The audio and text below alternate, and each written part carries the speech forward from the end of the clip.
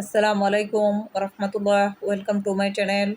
সম্মানিত মুসলিম ভাই বোনেরা, আজ আমি আপনাদের সামনে আলোচনা করব কুরবানির পশু কেমন হবে বা কতটুকু বয়স হবে বা দেখতে কেমন হবে সে সম্পর্কে আলোচনা করব। তার আগে আপনাদের কাছে একটি অনুরোধ, আপনারা আমার চ্যানেলটি সাবস্ক্রাইব করে রাখবেন যাতে পরবর্তী যে কোনো ভিডিও আপলোড হওয়ার সাথে সাথে আপনাদের চ্যানেলে পৌঁছে যায়।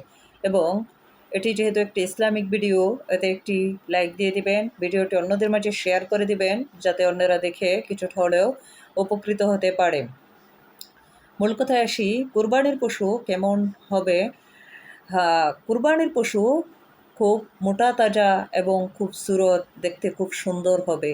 কুরবানির পশু কখনো অন্ধ, ল্যাংড়া বা টেরা বা দুর্বল না হওয়াই ভালো, এরকম হবে না।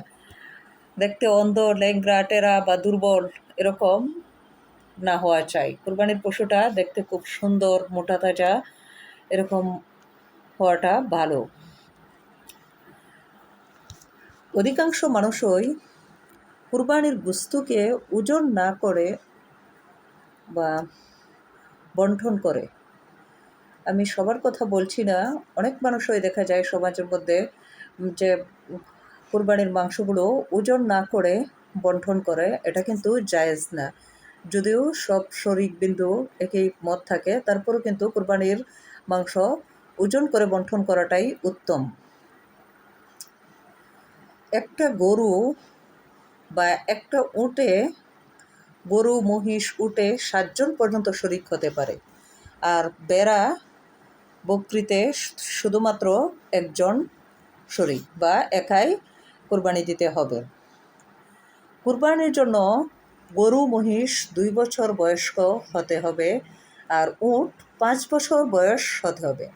একটা উটের 5 বছর বয়স হতে হবে আর গরু, মহিষ 2 বছর বয়স্ক হতে হবে। বকরি, বেড়া বা দুম্বা হতে হবে কমপক্ষে 1 বছর বয়সী।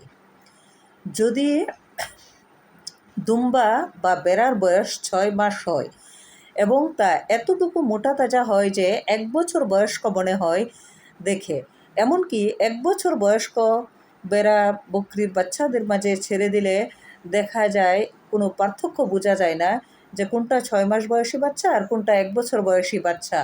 তাহলে এই 6 মাস বয়সী মোটা তাজা বাচ্চাটা, বেড়া, বকরি বা দুম্বার এই বাচ্চা কোরবানি করা জায়েজ হবে। 6 মাস বয়সী বাচ্চা মোটা তাজা দেখতে খুব সুরত সম্পন্ন হলে।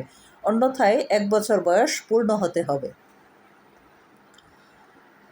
আর মৃত ব্যক্তির পক্ষ থেকেও কোরবানি দেওয়া জায়েজ এবং গোশতের হুকুম নিজের গোশতের হুকুমের মতোই, কোনো পার্থক্য নেই। তবে হ্যাঁ, মৃত ব্যক্তির ওসিয়তের ভিত্তিতে যদি কোরবানি দেওয়া হয়, যে আমার রেখে যাওয়া, মৃত ব্যক্তি যদি এরকম ওসিয়ত করে যে আমার রেখে যাওয়া সম্পদ থেকে কোরবানি দিতে হবে, তাহলে এই ওসিয়তের ভিত্তিতে রেখে যাওয়া সম্পদ থেকে কোরবানি করা হয় যদি, তাহলে এর সমস্ত গোশতই দান খয়রত করে দেওয়া ওয়াজিব। আর সর্বশেষ কথা হলো, যখন কুরবানি করা হয় পশুকে, কুরবানি করার পূর্বে পশুর চামড়া বিক্রি করা হারাম। কুরবানি করার পূর্বে বা জবাই করার পূর্বে পশুর চামড়াটা বিক্রি করা হারাম। আশা করি আপনারা বাস্তালাগুলো বুঝতে পেরেছেন। আসসালামু আলাইকুম ওয়া রাহমাতুল্লাহ।